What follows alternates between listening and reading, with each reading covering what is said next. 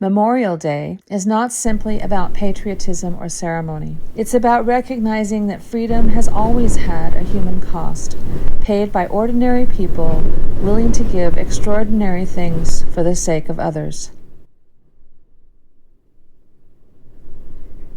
Rolling hills stretch outward in row after row of white headstones, farther than the eye can see.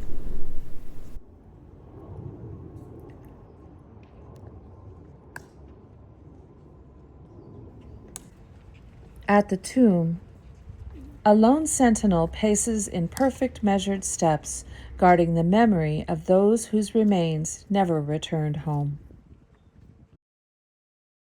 The Marine Corps War Memorial is a powerful symbol of American patriotism and resilience.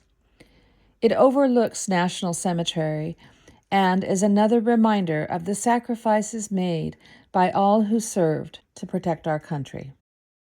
The monument itself captures the iconic image of Marines raising the flag on Mount Suribachi during the Battle of Iwo Jima in 1945.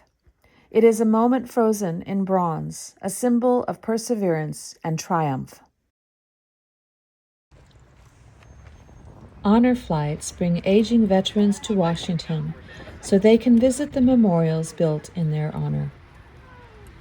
Of the over 16 million Americans who served during World War II, only about 45,000 are still alive today. This is the Midwest Honor Flight. Veterans from the Vietnam War, World War II, and Korean War. Veterans, attention! Present arms! Order arms! Hold fast! Meeting with them offers us an opportunity to hear firsthand what these experiences were like.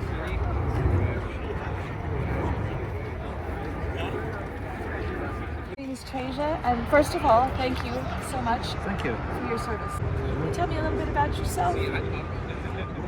Retired Army? What war did you fight in? Didn't. Yeah, that's probably just as well. And yourself, sir? Can you tell me a little about yourself? Son. Beautiful. Yeah, he was stationed over there in Korea. He did 3 tours over there, and he adopted me from over there. Beautiful. What a Good story. great story. What a great story. And your name? David. David, nice to meet you. Nice to meet you. And you are? Paul? Paul, nice to meet you. Well, I won't keep you from your lunch, but thank you for taking a moment with us. Thank you. The flagpole itself weighed over 70 pounds, and 6 men came together to raise it up. Ira Hayes, one of over 44,000 Native Americans who served in World War II, is depicted here, standing behind the others, his arms outstretched to heaven. Although Hayes returned home a war hero, he suffered from PTSD and tragically died at 32.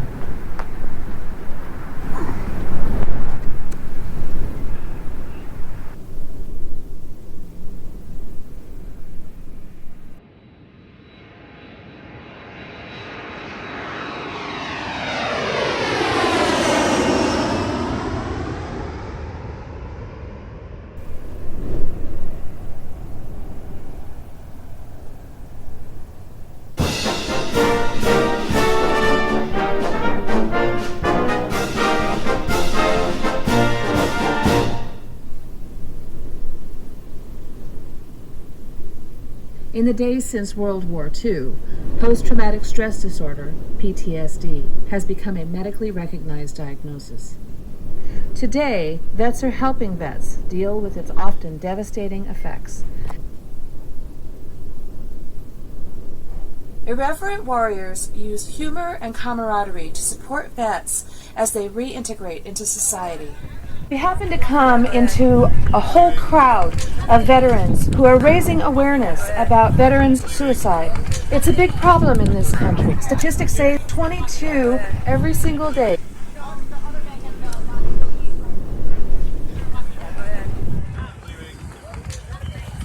So I'm wondering, what would you suggest as a solution, especially to women vets who are struggling with things like depression or PTSD or having an adjustment issue coming back into civilian life? To reach out. Where would you suggest they start?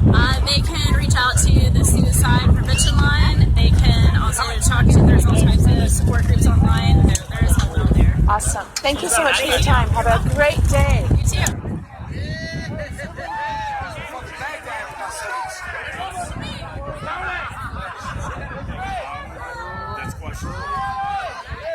What would you like to see happen here in the United States to respond to this issue? We just need more of what's happening here. We need veterans to get in touch with veterans. And essentially the Veteran Network is a huge advocate to helping each other. When we joined into the Marines, essentially our lives no longer mattered. We were expendable. It was very clear to us that we were expendable. The guy left and right to us is why our life mattered, right? So you stay alive to keep them alive. So when we get veterans around each other, we help each other get back into a healthy position. And that's why a lot of veterans join into like EMTs, firefighters, police forces. And it's because they just have something deep inside subconsciously that in their training that makes them want to help the rest of society. So having a purpose in life around A purpose for other people. So if that were something that was created for veterans, that might be of some support to them. Yeah, it would bring us up and get into happy moments like today. Today's all happy. What's your name, Andrew? Joshua Anderson. Joshua Anderson, thank you for coming out and helping me understand what the issues are. This is a Silky's hike, 22 kilometers, carrying 22 pounds in the rucksack for the 22 vets. Present also this day is an entourage of senior vets flown in to visit by the Honor Flight Program. Top priority is given to the senior veterans, World War II survivors, along with those other veterans who may be terminally ill.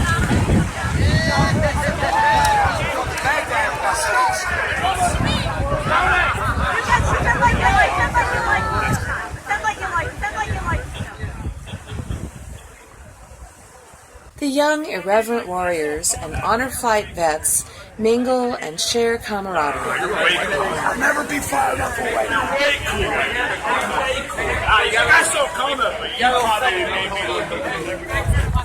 Veterans, young and old, men and women, we extend our gratitude and respect to each and every one of you who have served us in this way, defending our freedoms and standing for all things that America is about. Thank you.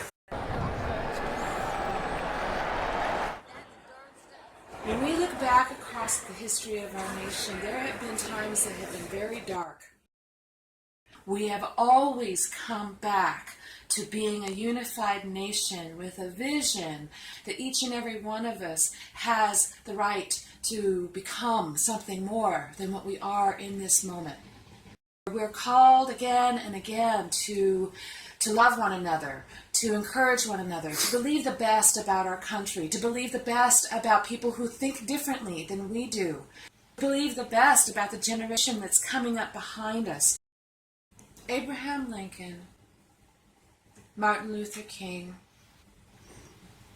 they were calling us to see one another as equals, to let go of fear and step into faith and love.